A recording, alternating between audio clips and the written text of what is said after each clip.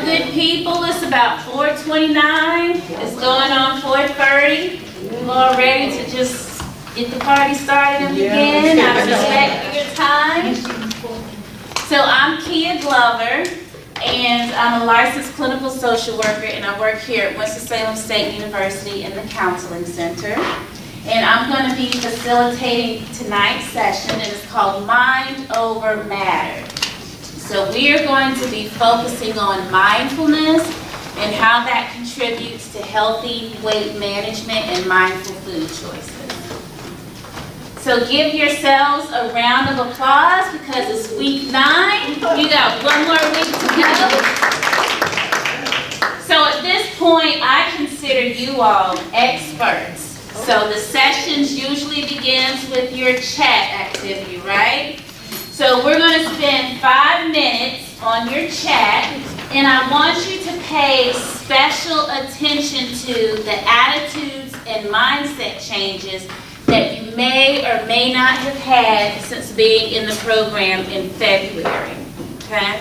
So again, as you're having your group discussion, pay special attention to any attitude changes or mindset changes, increased levels of awareness that you may have had since starting the program in February. So you got 5 minutes to talk amongst yourselves, and then we're going to give 5 minutes for like open group discussion before we get into our session. Okay? Right? Okay, so, all right, so let's move forward. So you all have used this term a lot in this open discussion, and that term was mindful, and that's what we're going to be focusing on is mindfulness and how that contributes to healthy weight management. And so when you're doing this, it's suggested that one, you be mindful of your own body, you be mindful of your personal family health history, and mindful of your culture and how that contributes to weight management, okay? You also need to have positive habits to implement proper weight management. So you've learned a lot of different techniques, and the more techniques you know, that just gives you a toolbox, and you can figure out what works best for you and what you can stick with and manage, okay? We're going to learn an additional skill today called mindful eating. And we're also going to focus on some techniques that are used in mindfulness training. So you can learn how to listen to your body and figure out when you're actually hungry, like when you're really hungry, or when you're full and need to stop and put the fork down. Okay? And you have to be mindful to do that. All right, so our objectives this afternoon. We want you to understand the relationship between the foods that you choose to eat and how that contributes to weight management. Want you to connect the dots between your lifestyle, the food choices that you have, and the weight management goals that you have. Look at your personal relationship with food. We all have a different relationship with food, right? So the last time you were here, you all talked about stress and stress eating and coping skills, and you have to be aware of that, okay? And learn to identify and understand what your personal food triggers are, because we all have them, and they may be different for everyone. And how do you respond to those food triggers with mindful choices and strategies? So just by a show of hands, has anyone heard the term mindfulness? Are you all familiar with that? That's what the new thing is in therapy. Yeah? Yeah. It's actually been around a long time. It's certainly not anything new. And it's basically just learning to be in the present moment. It's a very simple definition, and it's not always the easiest thing to implement and to put into practice. So if we're saying, let's be in the present moment, and it's going on 5 o'clock, how many of you are thinking what you need to do when this session is over? Raise your hand. Eat. We're thinking of our to-do list, right? And what we need to accomplish for the rest of the day. But mindfulness says, no, we're going to be in this present moment. We're going to focus on session 9 and get what we need to get out of it, okay?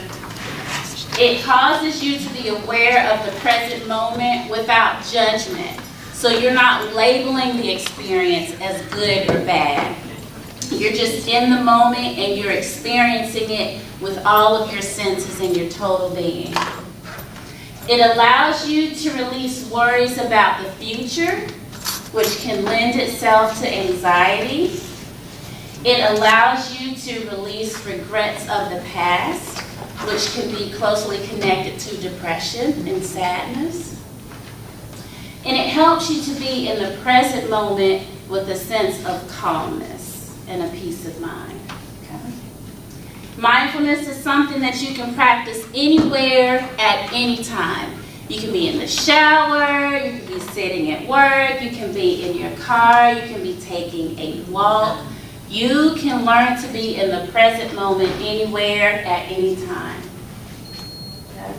Now the meditation piece is where you are very intentional about mindfulness and you are creating a space where you're in the present moment and you're constantly training your mind to be in the present moment. Okay? It's a constant being in the present moment, almost like training a puppy to sit still. Do puppies like to sit still naturally?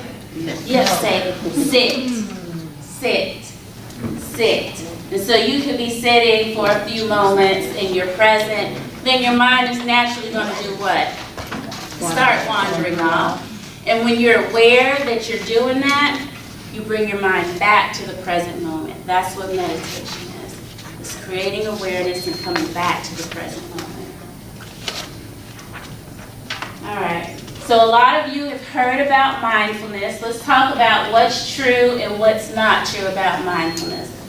There's this thought that mindfulness and mindful meditation are one and the same. It's not the same thing. Mindfulness, again, is being present. It's being aware. The meditation is where you're creating an intentional space and you're practicing. You're constantly practicing bringing your mind back to the present moment. Okay? And sometimes it can bring up a lot of different feelings and emotions, and you're aware of that. And you're just constantly coming back to the present moment. Mindfulness is not a religion. It's not. Its roots originate in Eastern religious practices, but the way that we're talking about it in Western culture is from a scientific wellness standpoint. There's a lot of research that supports the effectiveness of mindfulness. You'll see it on the news. I went to Whole Foods for lunch. I don't know how many magazines I saw with the title Mindfulness on it. And it's because there's so much research that supports how good the practice is for your overall well-being. It's like training your mind. You go to the gym and you exercise your body. Mindfulness is like training your mind. One of the examples that I gave the therapist at work was, what do you hear first thing in the morning when you wake up? Do you even hear the birds? Or do you even hear the traffic? Why do you miss that? You never gave no thought. You're just so busy. You never gave any attention to when I wake up. Can you even hear your stomach digestive system? That's getting really in tune with your spirit and just knowing what's going on before you just start doing things. She said, oh man, that's mindfulness. I'm like, oh, is it? But you know, that's some of the things I just try to take time doing. Right, and I imagine if you're taking time for that, you realize that it's beneficial for you and you look forward to that. Like waking up and you want to hear the birds, that's amazing. Because how many wake up and like, oh, They don't even know what they heard I gotta do first. this, I gotta do this. Yeah, so thank you for sharing that. Mindfulness practice does not take a lot of time. It depends on you. You can practice mindfulness for 2 minutes, 5 minutes, 15 minutes. I've told the other groups I've been on an 8-hour mindfulness retreat. No talking, eating outside, walking in nature, just sitting in a chair quietly and observing my thoughts. You'd be amazed if you just sit still, slow down, and just take in what you're actually thinking and how that impacts your mood. You can go on a mindfulness retreat for a whole weekend. It depends on you, and I encourage everyone to do that if you have the opportunity. Mindfulness is to be practiced only during meditation. That's not true. You can practice mindfulness in the shower. That's something we all have to do at some point in time. Yep. Take a moment and experience, what does that water feel like going over your body? You're taking a warm shower, a hot shower, a cold shower. What does it smell like when you use your shower gel? Or your favorite shower gel is gone and you have to use another person's shower gel. What is that like? You have to really pay attention to that experience. Mindfulness encourages you to do that. You need to carve out plenty of time in a serene, mindful space. That's not true. Sometimes I go into the bathroom at work and just wash my hands with warm water and soap and just take a few minutes, and that's a mindful space because I'm just mindful and I'm in that present moment. Sometimes you just have to take a time out when you're at work, right? Mindfulness is about focusing or concentration. Mindfulness is really about creating awareness. Awareness of what you're thinking, awareness of how you're feeling, awareness of what's happening around you. Okay? Benefits of mindfulness. How does this whole talk of mindfulness help you? Why are all these magazines at Whole Foods talking about mindfulness? It helps to prevent depression and anxiety because you have to be in the what moment? The now. The now, the present moment. You're going to have increased focus because you're in the present moment and you're training your brain to do that because it doesn't do that naturally. It wants to be all over the place, running free, doing its own thing. You're going to have reduced rumination. That's when your mind is just constantly going and you're replaying events and situations and conversations over in your mind. I could have done that different. Why did I say that? Was that okay? And you're playing that over and over, and before you know it, your whole mood is just Jacked up. not. There you go. You're going to have improved ability to communicate, and you're going to have relationship satisfaction. How many people have been in a conversation with someone and they pull out this? I know it's hard. And so how can you possibly give that person your full undivided attention if you're responding to work emails and text messages? That person may feel unheard, or that connection that you have with that person may be broken in that moment. Okay? But if you're practicing mindfulness, you're going to put this away and you're going to give that person your undivided attention and you're just with them. You're in there, in that moment with that person. You're going to have improved function at work and school because, again, you're focused on what you have to do. Do you have a question? I'm so sorry.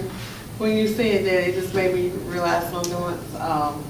I was talking to someone, and they were saying the dumbest thing, so actually I was yelling at them inside my head, and I was really like, really? She's in a moment. Yeah. That was, Okay. so when you said it, give them the undivided attention, and I tried to do that, and it still said something stupid, I was like, in my head, I was fussing at them in my head. So you were just kind of zoned. And you know, that's something to pay attention to. Yeah. It's like, why am I having that reaction to that person and what they're saying in that moment? Sometimes we have to check ourselves too. So just to make them think that I was really listening, and I was like, Gotcha. All right, and you're going to have an improvement in your overall well-being and quality of life. If this is a concept that you've heard about, I encourage you to research more about it and learn about it and try to implement these practices in your life. Okay, so how to practice mindfulness. We've already talked about the meditation piece and I've given some examples. You can be mindful in the shower. Be mindful when you're doing your hair. Be mindful when you're putting on your clothes. Focus on your breathing. Just sit, get in a quiet space, and just focus on your breathing. Your breathing sounds and feels different when you're anxious versus when you're calm and you don't feel any type of threat or pressure or anything. It'd be interesting to just pay attention to that. And certainly connecting that to food in our eating. How does the food actually taste? Does it feel like in our mouth? What seasonings have they used? Is it hot? Is it cold? What does it smell like?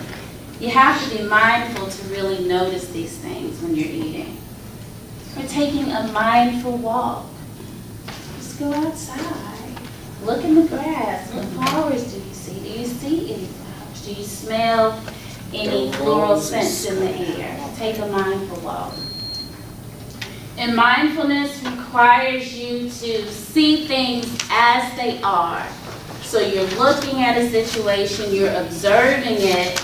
Oh, this is happening, and this is happening, and this person is doing this. Versus, why are they doing this? They have no business doing that. She needs to be there. Non-judgmentally and accepting the situation for what it is at that moment in time. All right, so Dr. Brown, can we get the raisins? Yes. So we are going to take this concept of mindfulness, and since this is called Weight Matters, we're going to connect it to an activity focused on mindful eating. Has anyone ever participated in a mindful eating exercise before? Okay. So this is going to be new. So a couple of things I'm going to say to you. One is approach this with what we call a beginner's mind. So that means approach this box of raisins as if you've never had raisins before. I don't think they're listening over here. Oh, we're not being mindful.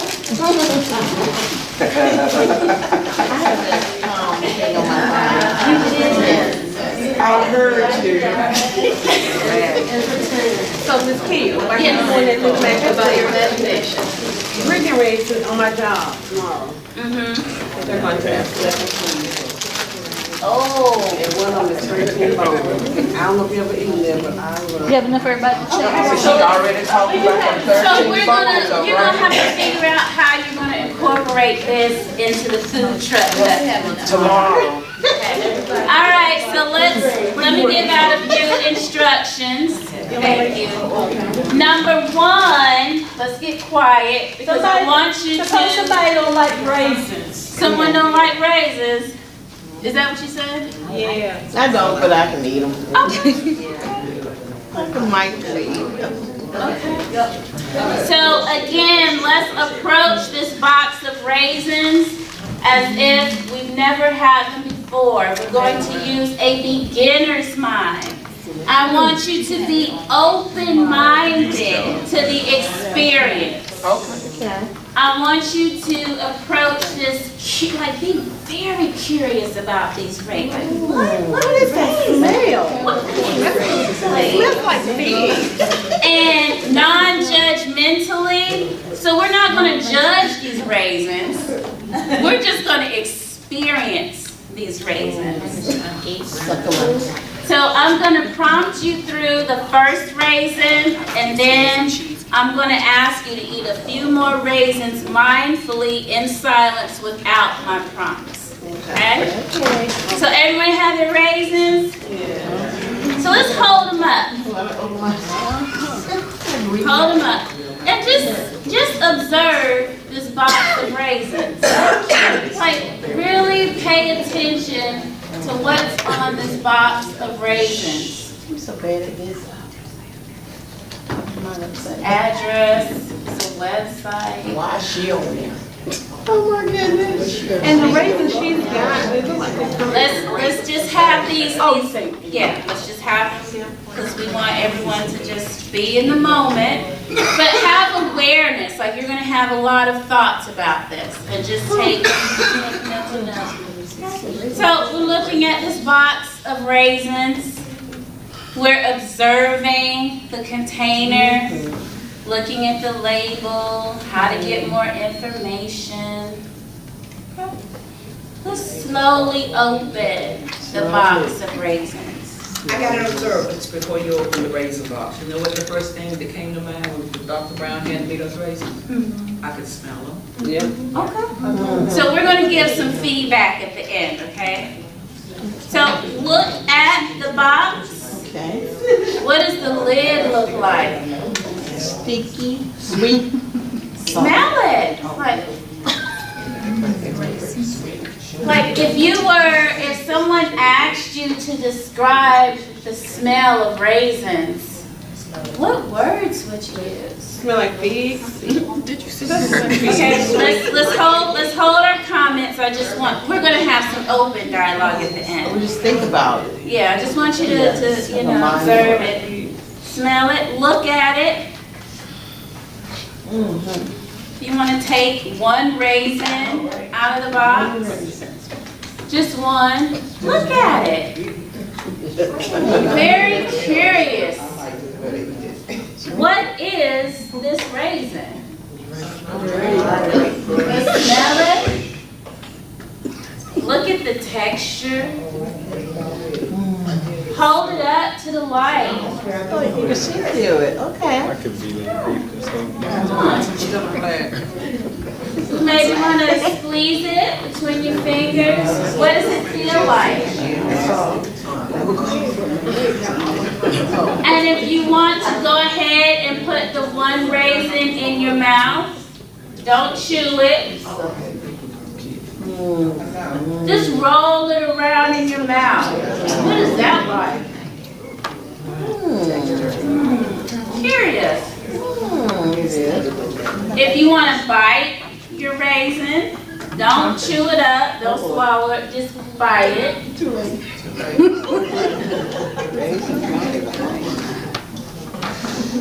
it around in your mouth. And if you want to go ahead and chew it and swallow it, you can. Now go ahead and eat a few more raisins mindfully. And I'm not going to give any prompts. And then in a moment or so, we'll have some open discussion about the experience.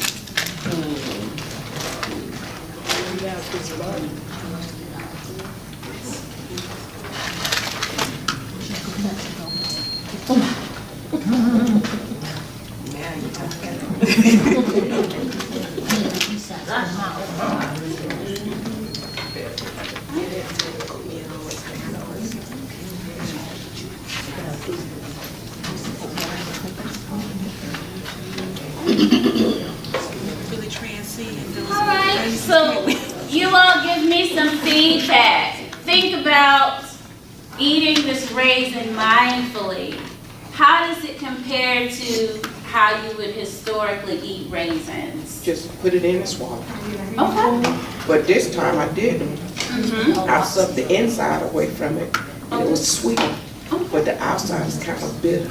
Okay. If you really take your time and try to squeeze it from the inside out. Okay, so you tasted it in a very different way. Okay. Any other observations?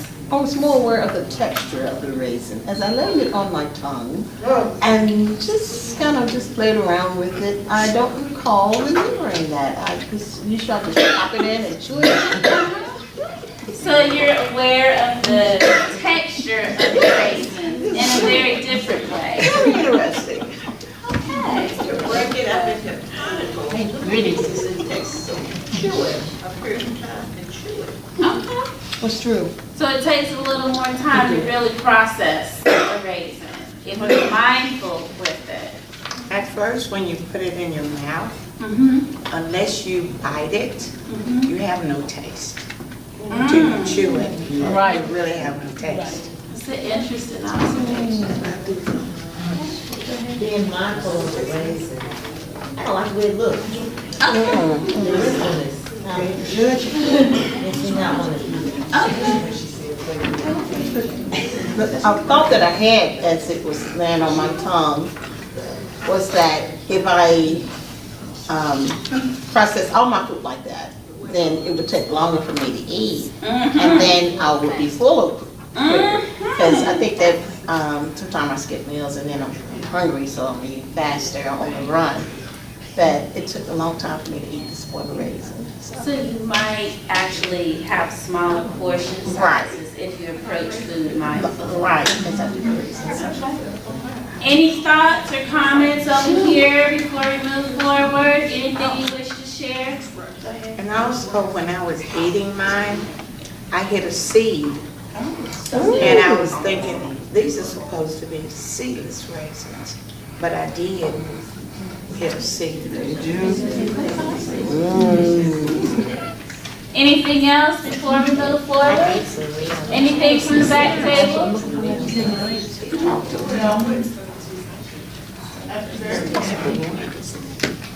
I was looking at the box, I'm sorry, I have some raisins in my mouth. But I was thinking about the people that actually took the time to prepare this meal.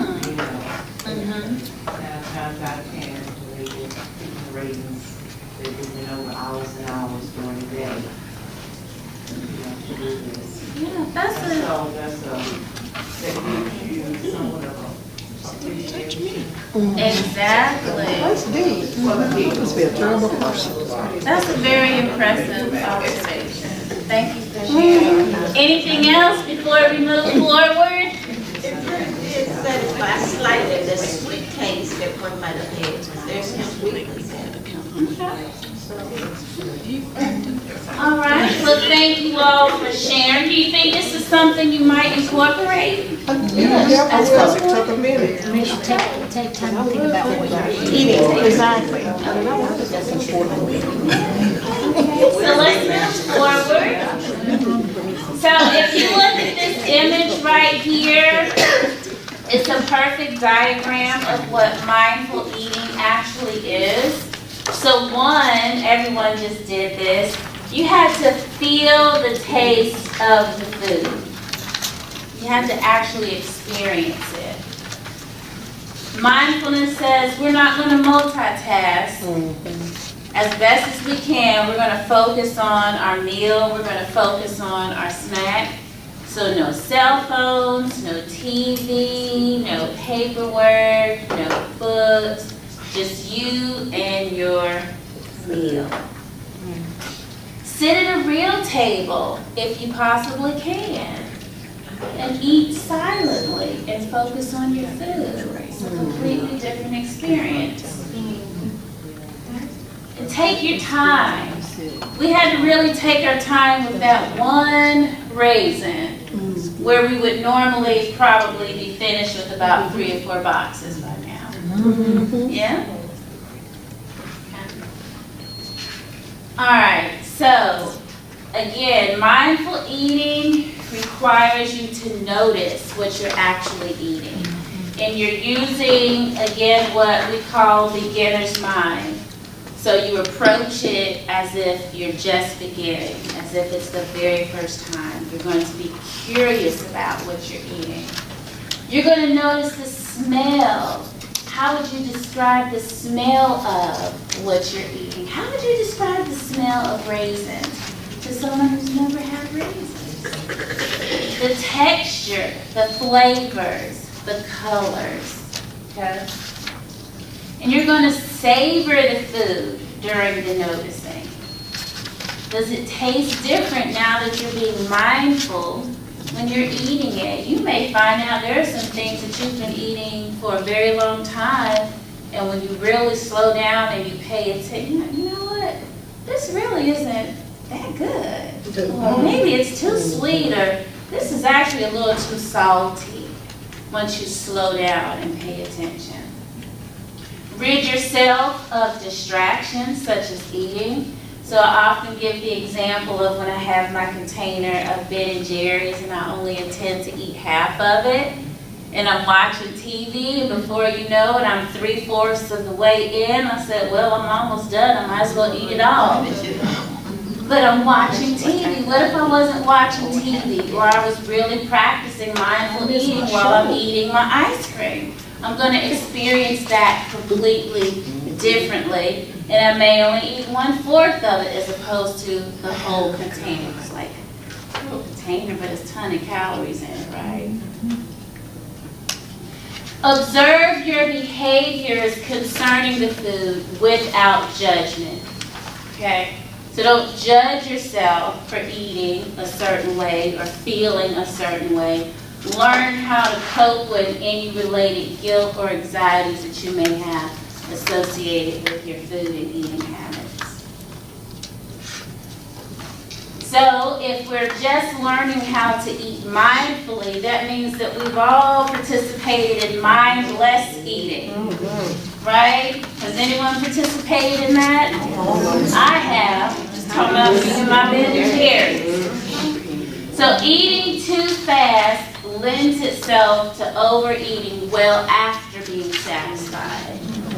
Okay? Overeating is less enjoyable. And research shows that the first bites of your food may actually be the most satisfying. So as you're going and going and going and going, you're probably satisfied and you're just taste chasing at that point. Okay, back to eating too fast leads to overeating well after being satisfied, but also eating slow leads to overeating. How slow So you know what I would encourage you to do is pay attention to what that experience is like when you're eating slow, and then compare it to when you're eating fast, and pay attention to that. When you're eating mindlessly and you're eating too fast, your digestion is slowed down. The brain is less likely to register any fullness that you may have. It takes about 20 minutes or so.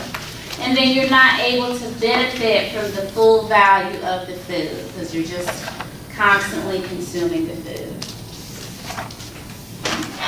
So how do we incorporate this into our daily life? So approach this gradually. If this experience has you even more curious, then I would say start with one meal a day and eat that one meal mindfully.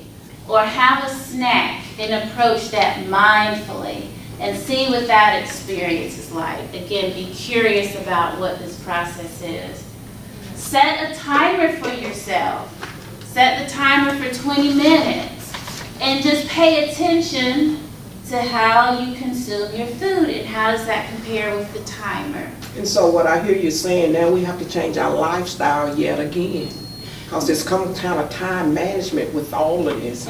So now here I go again with some more time management. Well, so what I would say to you is this is another tool. So if you remember in the beginning, I said there are a lot of different techniques that you can use, right? Everything doesn't work for everyone, or you may not enjoy every technique and strategy. But find what works for you, what sticks, and what you can incorporate in your daily life. This may not be it, but there are certainly some other things that you've learned along the way that can help you with your goals. Yeah, I like this technique because I find that if I'm not mindful of what I'm eating, and it's one of my favorite, I could keep eating it and later realize I am so full. And I don't like that feeling. So you just want to eat enough so you're not falling out from hunger. But you don't want to be, just overstuffed. And being mindful of it, it allows your brain to say, okay, you're good. The mind anyway. So I like the technique. So, but she made a good point because I was sharing with Kit earlier. After the 1:30 session, I went and got lunch, and I said I usually eat at my desk. There's probably little crumbs all around my little chair. But I went at my table, I sat, and the first thing I thought was, this is taking a long time, and I've got stuff to do. Back to work. But I think it goes back to what you said earlier. We rush so much, we don't even take the time to, Yeah, you these know, people get yeah. gone. And I guarantee you, I mean, You late for the lunch? university's still here. Yeah. Yeah, right, It you didn't late. stop because I took no time for lunch, but I feel a lot better. That's- You look better. You look amazing. Let's see. Oh, try eating with your non-dominant hands or chopsticks.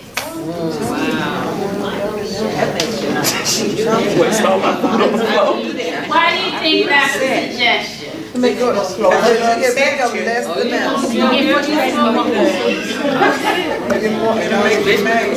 you'll have to slow down and pay attention, right? Again, eat in silence. Observe the present moment. So like Dr. Brown was saying, she was eating and she was taking her time and she was like, you know what? Nothing has really changed or suffered because I slowed down and ate more meals. Sometimes it can push us to really think about our priorities and what we're doing in life. And then this young lady had mentioned this earlier. She thought about the process that it took to actually get those raisins in the box. How did those workers feel when they were pulling those grapes and engaged in back-breaking work? And it lends itself to food appreciation. I'm a terrible person. Take small bites, no judgment, I heard that. Observe, chew slowly, and before you go for your second plate, take a breath. Observe the moment, listen to your body, and ask yourself if you're really hungry. Or again, are you just chasing the flavor? Oh, it just was so good.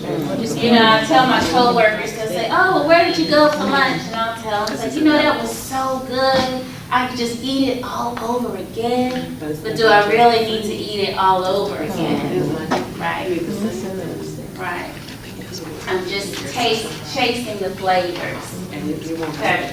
So we know that physical activity is good for us and mindfulness is good for us. Let's figure out how we can incorporate the two of those, okay? So you're going to need to look for activities that incorporate mindfulness components in them, such as yoga or Tai Chi. Okay, well, if you go to the Y, you have a lot of classes, or even just taking a mindful walk outside or a mindful walk around the gym, around the track, okay? Mindfulness during exercise is going to increase the effectiveness of the workout because you're taking the time to do it correctly.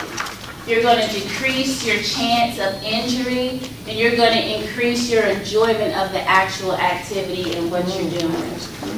And it's going to support the development of a healthy and loving relationship with your body. You'll start to appreciate your body for the things that it can actually do and accomplish. I can walk 1 mile, I can walk 2 miles, I can walk from one end of the room to the other. My endurance has increased since February. All right, so let's wrap this up. We have a few take-home messages. So 1, mindfulness is learning to be in the what moment? Without judgment. So this is a judgment-free zone. Right. Mindfulness and mindful meditation have many benefits, such as reduced anxiety, improved focus, improved personal relationships because you are in the moment with that person and you're giving them your undivided attention. Yes. You can incorporate mindfulness in your everyday practices. Simple things such as driving home from work.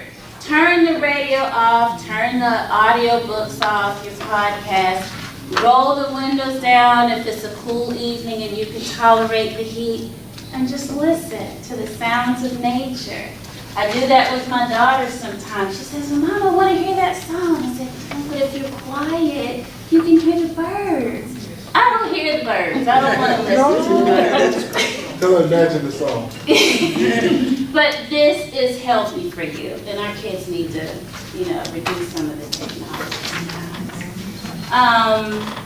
Mindful eating is one way to manage portion control. If you're taking your time and you're eating slower, you may become fuller quicker and realize, I don't necessarily need the other half of this. Okay? Mindful eating involves the use of all of your senses. What does it feel like? What does it taste like? What does it smell like? What does it sound like when I chew it or when I cook it? Okay? And it can enhance the activity of eating. When I heard you describe your experience with the raisin, I was thinking, she could be one of those food critics on a TV show, just because of the way that you describe it. And it just seemed like it was an enjoyable experience. Okay? Mindfulness can also be incorporated in your physical activity and increase the appreciation that you have with your bodies. Okay? And that is it. Week 9 has come to a close. Do we have any questions about anything that was presented this evening? Any comments or thoughts before we wrap it up? So continue tracking your physical activity and your food intake and report on a weekly basis. Okay, and a couple of announcements. You have a packet. Of course, your evaluation, can you complete both sides? Remember what our motto is, be honest but be kind. The second one is, we partner with Winston-Salem Parks and Recreation and Parks. They have an event called Rock the Quarry on June 30th. They're going to be out there from 6 to 11. Okay. They got fireworks, they got live music, food trucks. And so bring your chairs, go on out and support that event. I don't know if you've been to the quarry. We took a visit there last week. That's a very mindful place. That's a good place to be. Yeah, we have a flyer. And then save the dates. So the first thing on there is session 10 in 2 weeks. You got session 10, the last session. Make sure you don't miss that. If you've got plans, you need to know ahead of time. We're going to do the written assessments at session 10. So we'll do a half session, rah-rah, motivate you. The second half is going to be completing the written assessments. Then of course you go back to Novant for your screenings. There are the screening dates on that form. If you have a tight schedule, some of you have very tight schedules, Mary is not here today, I would suggest you shoot her an email at wakematters@WSSU. Say, give me 5 o'clock on a Tuesday or Wednesday or what have you. If you don't have a tight schedule, she'll be back next time and can get you scheduled for that event. Again, if you're not going to be in town the week of June 25th, you need to let me know now so we can reschedule you for something else around Novant's time. Our first follow-up, 3-month follow-up. We're doing 3 months, 6 months, 9 months, and 12 months. It's our hypertension health fair. Remember, we're calling them our signature events. That date's wrong. We're going to be out there from 10 to 5. We don't expect you to be out there from 10 to 5, but if you want to hang out with us all day, you will have something to do from 10 to 5. If you are going to be out of town that day, we need to know ahead of time so we can get that assessment done. And then the second one is tentatively scheduled. It says December 8th, but we've had to change that date. That date is now December 15th. For the Hypertension Health Fair, remember, we want you to bring your family, we want you to bring your friends, and it's going to be all about non-medical ways to manage and prevent hypertension. So we've got lots of stuff planned for that one. And the last thing is your weekly tracking. We need you to turn these in. Even if you have not tracked anything, put your name on it, make a notation. I am currently not tracking anything, but you're tracking something. All right, so we really need to know what you're doing, turn it in, and then you have one for the next 2 weeks. So when you come back, please turn in the sheet that you have. Any questions about anything? It was a lot of information in a short period of time. Can I get another tracking form? Yes, if you don't have a tracking form, we have some extras. It was in most of the packets, but if you didn't get one in your packet. You got one? Oh, you got one on the back in front? Okay. Yeah, 2 weeks. Remember, we will see you guys in 2 weeks. So you need to track on a weekly basis. Any other questions?